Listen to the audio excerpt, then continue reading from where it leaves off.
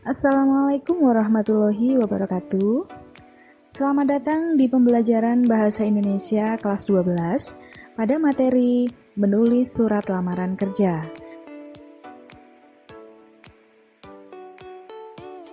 Kemampuan menulis surat lamaran kerja memang sangat diperlukan karena surat lamaran kerja dibutuhkan oleh semua orang yang akan melamar pekerjaan. Nah, apalagi di sekolah kejuruan, sebagian besar lulusan SMK melamar pekerjaan.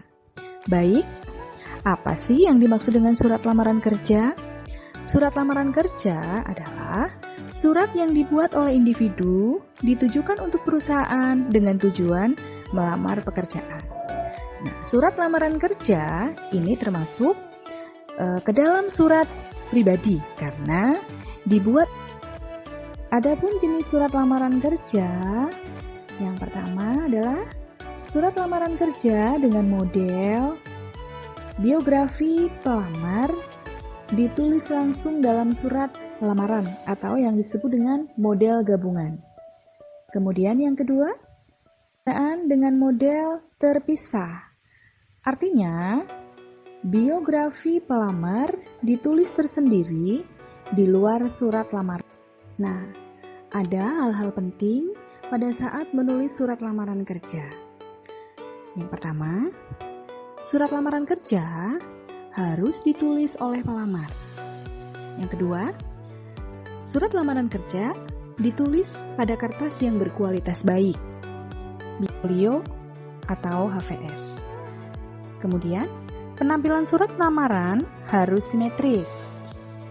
Yang berikutnya, jika titik pada kertas HVS ukuran 70 gram atau 80 gram. Pada surat lamaran pekerjaan, tidak boleh koreksian, baik penebalan pada huruf atau menghapus dengan tik X. Yang berikutnya, isi surat lamaran harus berisi pesan yang optimis oleh pelamar, tetapi tidak boleh memelas. Kemudian, sapaan yang digunakan dalam surat lamaran Pak atau Ibu jika perusahaan atau industri yang dilamar milik perusahaan nasional, dan sapaan Tuan jika melamar pada perusahaan asing. Nah, sekarang kita belajar menulis surat lamaran kerja. Apa saja sih langkah-langkah menulis surat lamaran kerja? Ada 9 langkah menulis surat lamaran kerja. Yuk kita simak sistematika surat lamaran kerja. Sistematika surat lamaran kerja. Yang pertama, tulis tempat dan tanggal pembuatan surat di kanan atas kertas. Penulisan tempat dan tanggal surat harus lengkap. Diawali dengan nama kota, tanggal, bulan, dan tahun. Kemudian yang kedua, hal atau perihal merupakan keterangan secara umum isi sebuah surat. Nah, kalau dalam surat lamaran, hal surat adalah lamaran pekerjaan. Yang ketiga adalah lampiran. Lampiran merupakan berkas persyaratan yang dibutuhkan oleh perusahaan yang kita lamar. Nah, pada kata lampiran, nanti kita isi dengan lampiran titik 2 satu berkas atau satu bendel. Kemudian yang keempat, alamat tujuan. Kita tuliskan di kanan atas. Alamat tujuan menerangkan kepada siapa surat lamaran kita tujukan. Secara umum, dalam alamat tujuan berisi penghormatan atau yang sering kita tulis dengan yang terhormat. Kemudian jabatan diikuti nama, alamat perusahaan, dan kode pos. Alamat terbagi menjadi 2, alamat dalam dan alamat luar. Alamat dalam merupakan alamat yang tertera pada surat lamaran. Nah, pada alamat dalam ditulis dengan menggunakan huruf kapital. Yang pertama, tuliskan sapaan penghormatan, kemudian nama jabatan diikuti nama, alamat, dan kode pos. Kemudian yang kedua adalah alamat luar. Alamat luar adalah alamat yang tertera pada sampul, ditulis dengan huruf kapital. Alamat luar sama dengan alamat dalam, hanya ditambah dengan kata kepada. Lamaran, alamat luar atau alamat sampul ditempel di kanan atas sampul. Selanjutnya, salam pembuka. Salam pembuka menyesuaikan bisa dengan Assalamualaikum atau dengan sapaan dengan hormat. Kemudian yang keenam, kita tulis isi surat. Yang pertama dalam isi surat adalah alinea pembuka, karena isi surat terdiri dari 3 bagian.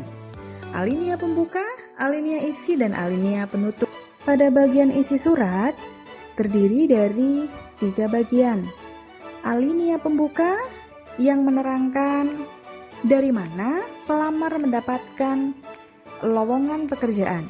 Jadi berupa informasi sumber lowongan. Kemudian yang isi ini meliputi keahlian pelamar yang tentunya relevan dengan posisi yang ditawarkan untuk menambah nilai jual pelamar. Dan alinea penutup berisi harapan pelamar serta ucapan terima kasih pelamar kepada. Yang ketujuh adalah penutup. Pada bagian penutup berisi harapan pelamar, permohonan maaf pelamar, dan salam penutup. Nah, ditunjukkan dengan kata hormat saya di sebelah kanan bawah. Nah, hal ini tentunya untuk pelamar kepada instansi yang dituju.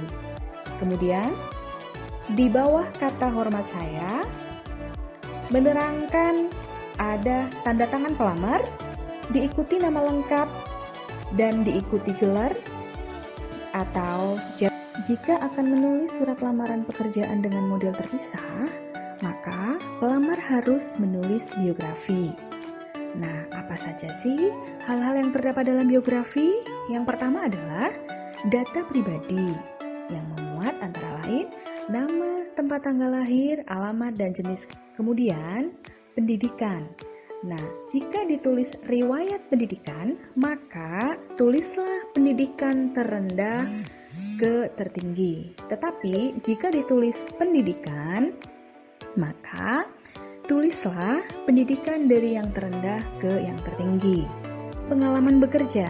Jika pelamar memiliki pengalaman bekerja, maka sertakan surat rekomendasi dari perusahaan yang sebelumnya.